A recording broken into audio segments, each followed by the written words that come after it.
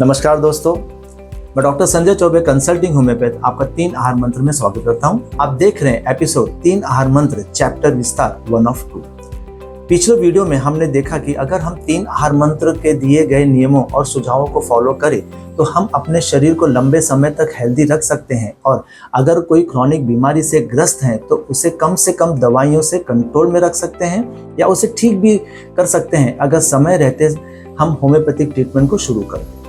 हमारे शरीर का पूर्ण आहार सिर्फ खाना ही नहीं बल्कि पानी, हवा, नींद, एक्सरसाइज, सोच विचार ये सब भी है, और इन्हें शरीर को सही समय, सही तरीके, सही मात्रा और नेचर के नियमों के अनुकूल देना होता है, वरना ये खुद diabetes, thyroid, high blood pressure, infertility, मासिक ठीक से ना आना, मोटापा ऐसे कई क्रॉनिक बीमारियां पैदा कर देते हैं।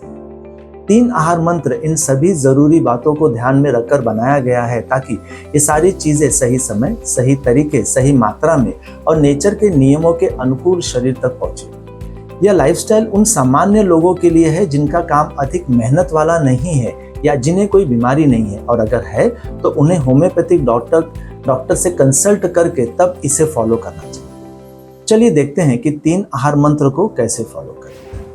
3 आहार मंत्र के पिलर्स नींद, व्यायाम, आहार और सोच विचार को हमने 2 ग्रुप में बांटा है। पहले में नींद और व्यायाम और दूसरे में भोजन और सोच विचार। इस वीडियो में हमने इन पिलर्स के बारे में कुछ ही नियम बताए हैं।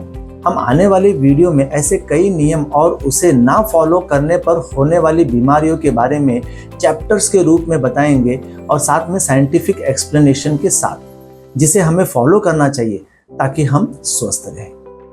तो चलिए देखते हैं सबसे पहले नींद के बारे में। नींद हमारे जीवन का सबसे इम्पोर्टेंट पार्ट है, जिसमें हमारा शरीर खुद ब खुद अपने आप को रिपेयर करके दूसरे दिन के लिए स्वस्थ होकर इस्तेमाल होने के लिए तैयार हो जाता है। तो सबसे पहले जान लेते हैं कि नींद लेते वक्त किन चीज़ों का ध्यान रखना चाहिए ताकि हमारा स्लीप गुड स्लीप हो, ना कि बैड स्लीप।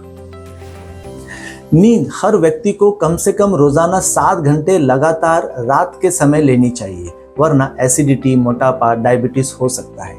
जब तक जरूरी ना हो दिन में नहीं सोना चाहिए, वरना शरीर के हार्मोन जैसे कि सीरोटोनिन डिसबैलेंस हो सकता है। रात के 12 बजे के बाद जागना नहीं है और सवेरे 7 बजे के बाद सोना नहीं है, वरना थायराइड, इनफर्टिलिटी, बोन डेंसिटी कम होना, वीकनेस हो सकता है।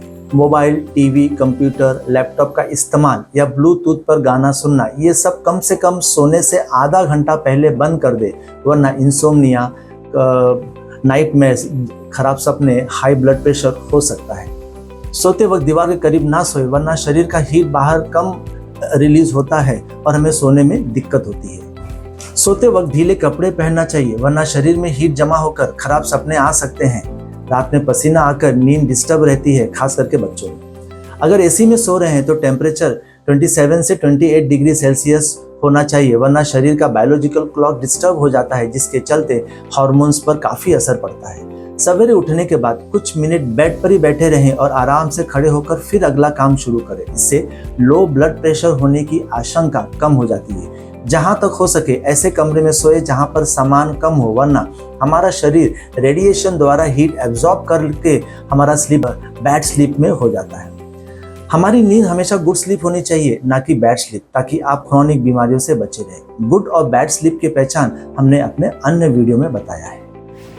तो चलते हैं दूसरे स्तंभ पर, वो है एक्सरसाइज। एक्सरसाइज हमारे हर एक बॉडी फंक्शन को प्रतिदिन टटोल कर हमें बताता है कि हमारे ऑर्गन स्वस्थ है या नहीं, या यूँ कहें कि नींद में हमारा बॉडी ठीक से रिपेयर हुआ है या नहीं हुआ है, यह हम एक्सरसाइज में जान सकते हैं। तो जान लेते हैं कि एक्सरसाइज करते वक्त हमें किन बातों का ध्यान रखना चाहिए।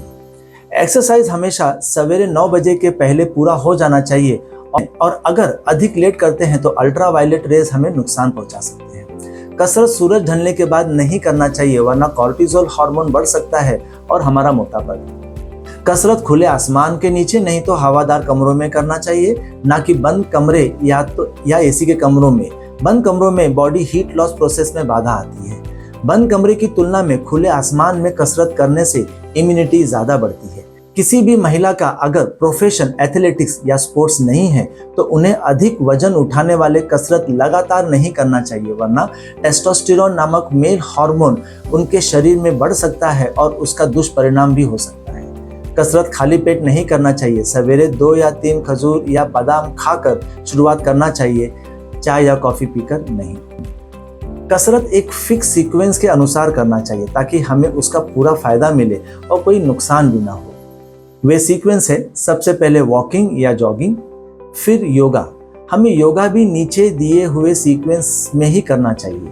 पहले आसन, फिर प्राणायाम, लास्ट में ध्यान योग या मेडिटेशन। तो कसरत करने का सही सीक्वेंस है वॉकिंग या जॉगिंग या रनिंग, उसके बाद आसन, उसके बाद प्राणायाम, अंत में ध्यान योग या मेडिटेशन। इस सीक्वेंस का साइंटिफिक एक्सप्लेनेशन हमने अपने आने वाले वीडियो में डिटेल में बताया है। इस वीडियो में इतना ही। अगले वीडियो में आहार और सोच विचार के नियमों के बारे में हम जानेंगे। वीडियो इंफॉर्मेटिव लगा हो तो लाइक और सब्सक्राइब करना ना भूलें।